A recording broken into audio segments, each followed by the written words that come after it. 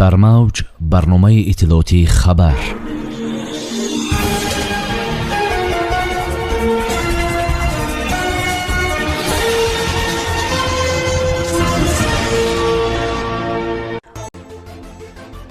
дар душанбе даври интихобии озмуни Central Asia Got Talent оғоз шуд.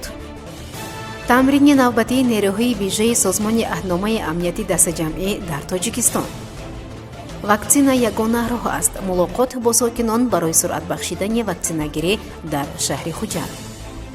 Парпишоев аз қаҳрамонии имсолаи ҷаҳон барои Тоҷикистон медали сеюм овард. марги 2 ва ҷароҳати 5 муҳоҷир дар Иркутск. Ӯзбекистон фурудгоҳи Мазори Шарифро бозсозӣ мекунад. шумори осебдидагони заминҷунбии шадид дар Ирон ба 100 нафар расид.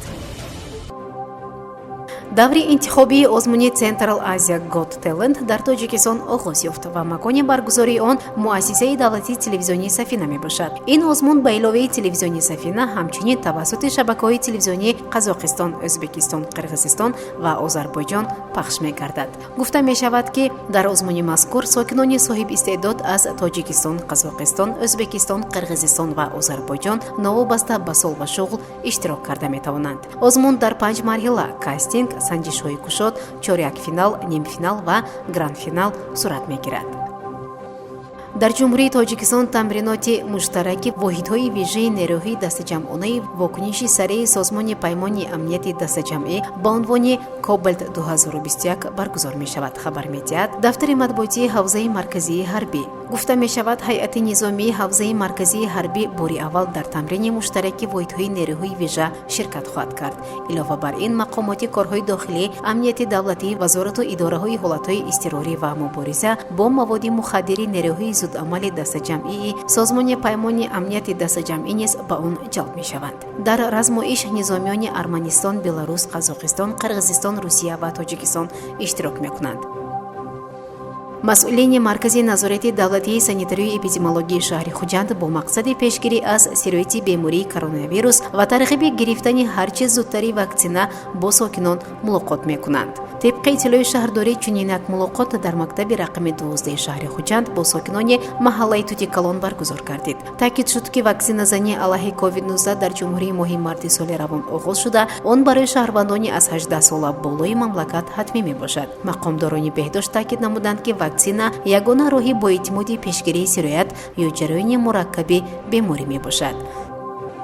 кумитаи миллии олимпии Тоҷикистон мегӯяд Табризшоҳ Парпишоев дар самбои размӣ вазни 79 кило ба гирифтани ҷои сеюми ифтихорӣ мушарраф шуд. ӯ дар нимфинал аз варзишгари Ӯзбекистон Фурқат Рӯзиев шикаст хӯрд. ба иттилои кумита, тими мунтахаби самбои Тоҷикистон чемпионати ҷаҳонро бо 3 медал, 1 тилло, 1 нуқра ва 1 биринҷӣ ҷамъбаст намуд.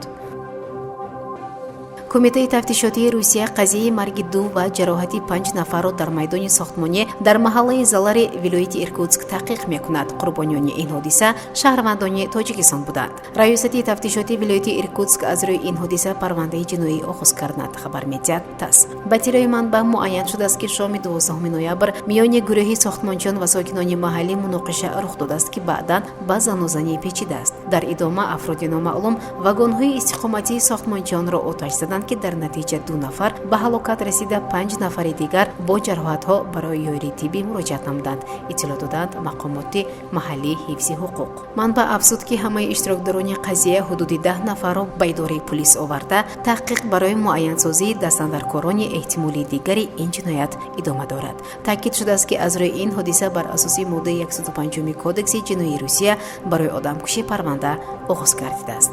сохтмончиён шаҳрвандони Тоҷикистон буданд. сафорати Русия дар Тоҷикистон бо нашри як изҳорот гуфт ки вобаста ба муноқиша миёни шаҳрвандони Тоҷикистон ва сокинони маҳаллӣ дар ноҳияи Зеларинский вилояти Иркутск бо мақомоти ҳифзи ҳуқуқи Русия дар ҳамкорӣ мебошад. таъкид шудааст ки барои пайгирӣ ва мушаххас кардани ҷузъиёти ҳодиса, кормандони консулгарии генералии Тоҷикистон дар шаҳри Новосибирск ба ноҳияи Зеларинский вилояти Иркутск сафарбар карда шуданд. исматулло эргашев намояндаи махсуси o'zbekiston дар умури афғонистон дар музофоти балх бо намояндагони ҳукумати нав дар ин кишвар мулоқот кард, хабар медиҳад шабакаи Тиллои Ньюз. Ба иттилои манбаъ эргашев бо мақомдорони балх ва намояндагони вазорати нақлиёту ҳавонавардии афғонистон мулоқот карда ваъда додааст ки o'zbekiston фурудгоҳи Мазори Шариф ба номи Мавлонро босозӣ хоҳад кард. ӯ афзудааст ки феълан ба Афғонистон ҳайати кормандони техникӣ барои кӯмак дар таъмири таҷҳизоти майдони ҳавоӣ фиристода шуданд. намояндаи o'zbekiston инчунин изҳор доштааст ки Тошкент ба Афғонистон дар бахшҳои дигар низ аз ҷумла соҳаҳои инфраструктурӣ кӯмак хоҳад кард. шумораи осебдидагон аз заминларзаи шадид дар ҷануби Эрон ба 99 нафар расид, хабар медиҳад ИСНА ба истинод ба кормандони тандурустии ин кишвар. қаблан аз фавти 2 нафар ва ҷароҳатдор шудани 27 нафари дигар гузориш дода буданд. аз 99 нафари осебдида феълан 10 нафар бистарии беморхона гардиданд, омадааст дар хабар. гуфта мешавад 88 осебдида пас аз муоинаи табибон рухсат дода шуданд. ёдовар мешавем ки рӯзи якшанбе Эронро 2 заминҷунбӣ бо қувваи 6 балл такон дод. маркази заминҷунбӣ 60 километр дуртар аз шаҳри Бандар Аббос гуфта мешавад. сомиёни азиз, ин буд барномаи иттилоотии хабар. то барномаи дигар танзияту хонобод бошед. хайр. барномаи иттилоотии хабар. аз рӯйдодҳои Тоҷикистон, минтақа ва ҷаҳон огоҳ бош.